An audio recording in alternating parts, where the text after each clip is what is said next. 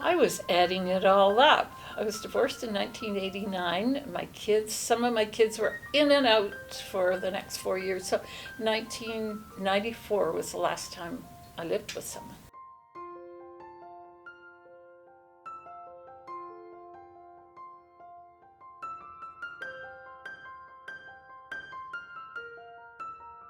Unfortunately, my wife was claimed by cancer, so that left me alone in February of 2019, and since then I've been living alone.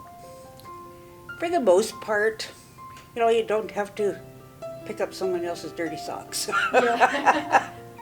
Yeah, I've always had a cat, except for a couple of years. I didn't have a cat.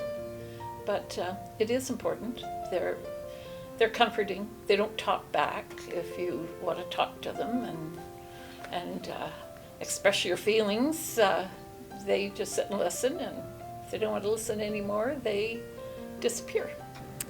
I feel that isolation, especially in this last year, was such a huge, it was always a big thing, but when the average Canadian had to live alone because of the epidemic, they understood, finally. People went, oh, isolation, this is a really bad thing. Well, yes, we've been talking about it for years in the senior sector. I started living by myself. It puts you in a different perspective, whereas a lot of people, if their husband has died, passed, I guess you should say passed away, I think it's harder for them to try and get organized and be used to being on their own, doing things. So, whereas for me, I've had a lot of practice. And if I don't want to get dressed in the morning, I don't have to. You just do whatever. Instead of personal interaction with people, now it is call it digital, remote, or via telephone or internet. And I think the closest that comes to direct personal interaction is a mobile phone. You can chat with people, and fortunately, because of things like Skype and WhatsApp, you are able to connect with people. Doesn't matter which part of the world they may be, and that makes it a bit easier, but challenging nonetheless. I don't understand. There are people that insist on living in their homes, and I'm talking houses. They're bungalows by themselves, and I think they're just, unless they have another outlet to get out of the house and go meet with people, I really, I struggle with it, because I know there's, aging in place, there's that whole movement, but sometimes it's not the right place, because you have to age in the right place.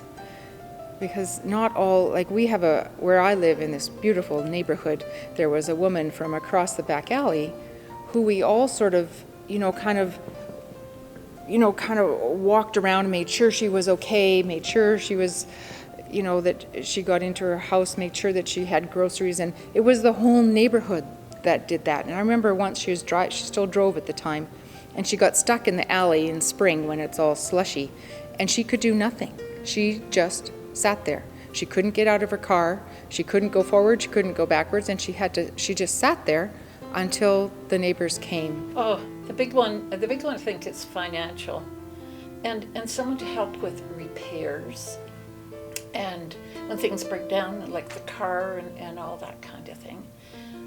Loneliness is another one. Sometimes I can sit there, it can be a week, and I told my kids, I said, the reason I talk so much when you do call is because just call and say hi, and then I won't talk so long, and you can cut me off. But and especially with COVID right now, I was doing lots of things. I mean, my kids were laughing. They said, "You're never home," and I said, "Well, no, there is dancing class tonight. I did ballroom dancing for how many years? 16 years. And I joined the U of A dance club because you don't have to have a partner, and you can just dance with all the young guys that don't want to dance with you because you're old. But they did anyway. and I joined hiking groups and the dragon. I've been a member of the dragon boat team for 20 years. I paddled. Mom, have you given any consideration to what you might do if you can't drive your car anymore? Like you're 90 years old, and one day somebody's going to come along and say you can't drive anymore. You live in the suburbs, you can't walk anywhere, so what are you going to do? Like, what's next? And unfortunately, she can't answer those questions. And she's very reluctant to have that conversation. There's tools out there to help you live by yourself, but I think it's still really important that people get out and have a group, or like I said, a book club or something that people would meet you and chat with you.